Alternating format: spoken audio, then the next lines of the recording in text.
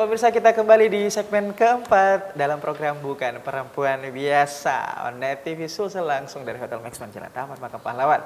Ya, masih bersama Regita, winner of PPKM Putra Putri Kota Makassar yang akan melaju nih di tingkat Provinsi Sulawesi Selatan. Nah, saya pengen tanya nih, kalau selama ini kan memang bentuk aktualisasinya itu dalam bentuk bisa dikatakan apresiasi, prestasi, akademisi, seni, ya kayak gitu. Intinya memang sangat-sangat produktif Regita ya, mulai dari kecil sampai sekarang.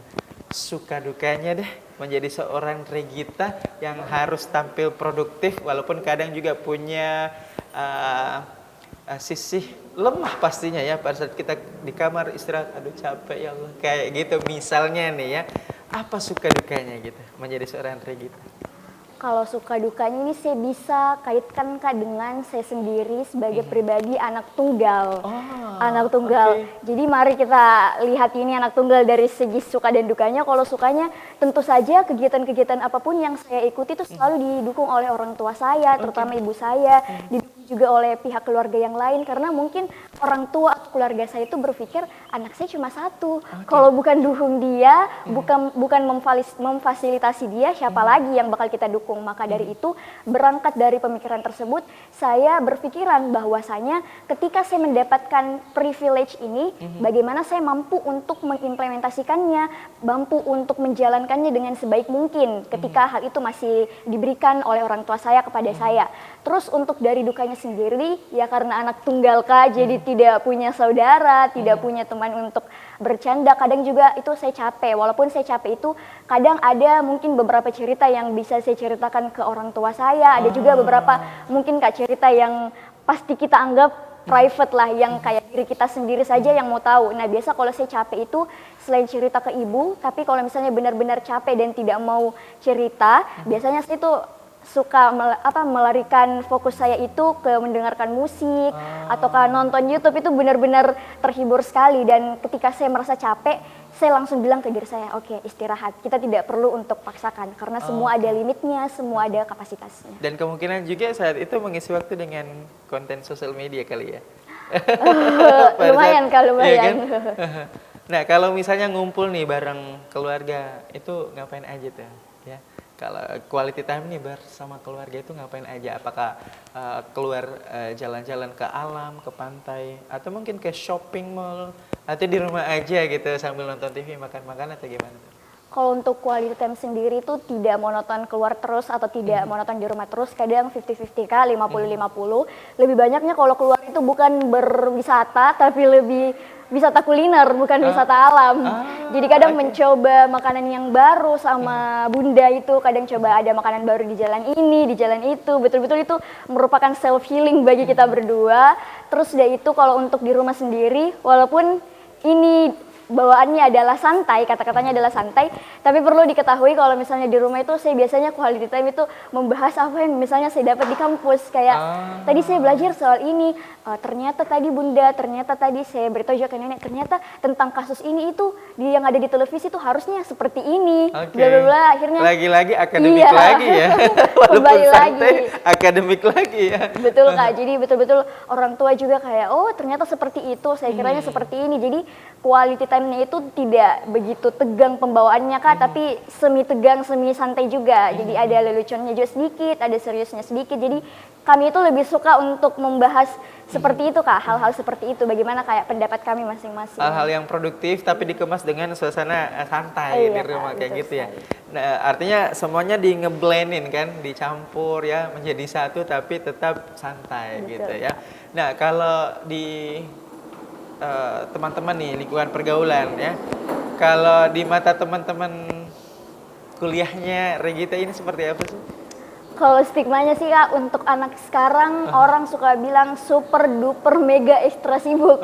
Betul-betul sesibuk itu, tapi bagaimana sibuknya itu mampu teman-teman memperlihatkannya, mampu melihatnya sebagai sesuatu yang dikemas dengan produktif. Jadi bakal beda kata-katanya atau frasanya ketika kita mengatakan bahwasanya sibuk dengan produktif.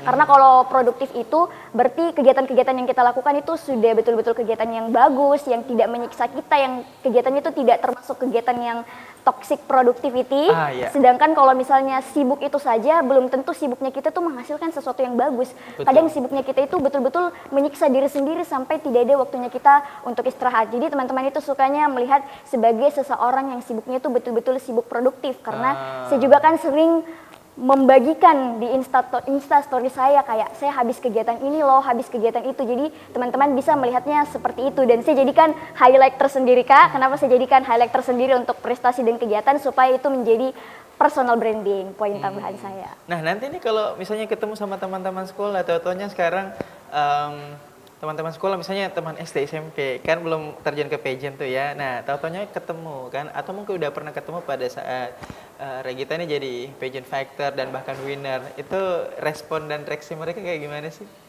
Responnya paling cuma kayak waktu teman SMP nih Kak, teman SMP. Teman SMP saya alhamdulillah betul-betul halo untuk teman-teman SMP saya, Haslan, Fairuz dan Devon dan masih banyak teman-teman saya. Itu betul-betul suportif sekali Kak karena waktu saya grand final mereka tuh hampir selalu datang. Hampir selalu datang di dunia pageant atau dunia perdutaan itu dan reaksinya mereka itu Kak cuma kayak ya cocok, ya layak. Memang cocok ini, memang layak untuk kamu ikuti karena mungkin di mata mereka nih Kak itu unsur-unsur seperti beauty, brand behavior menurut mereka masuk kriteria lah itu mungkin di pandangan mereka. Jadi mereka tidak ada yang kaget seperti bagaimana Kak, mereka cuma menganggap cocok dan layak. Dan mungkin yang jauh lebih bermakna adalah ketika mereka datang dibanding mereka berbicara, membuat sebuah pengakuan ya. Karena tindakan adalah aksi nyata ya, seperti itu ya. Betul, jadi lebih berarti gitu ya dibanding orang yang mungkin berbicara tanpa bertindak ya. Ini sangat bermakna ya, berarti memang teman-teman setia kalau kayak gitu ya, artinya ada di hati kan. Nah kalau kita berbicara mengenai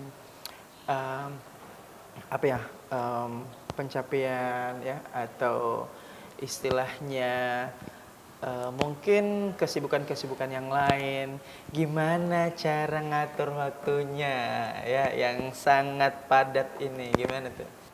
Jadi untuk cara atur waktunya itu Kak banyak juga teman-teman yang bertanya bagaimana sih tipsnya. Jadi kalau menurut saya sebisa mungkin kita jangan untuk menunda-nunda, jangan menunda pekerjaan kita. Jadi saya itu Kak kebetulan suka sekali kasih tahu ke teman-teman saya itu mulai dari bangun di notes HP itu saya sudah catat. Untuk hari ini saya akan lakukan ini.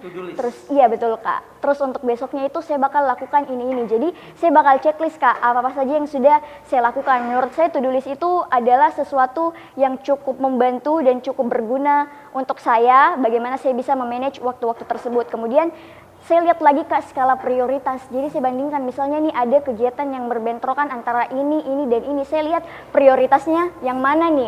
Terus yang mana duluan yang saya accept, yang mana duluan saya terima tawarannya atau terima ajakannya. Pokoknya saya melihat dulu Kak dari skala prioritasnya. Jangan sampai yang ini saya ambil terus yang ini terbengkalai. Jadi saya masih perlu banyak pertimbangan-pertimbangan dari to-do list dan skala prioritas. Okay, keep your statement. We will be right back after this. Don't go anywhere. Tetaplah bersama kami. Stay tuned, good people.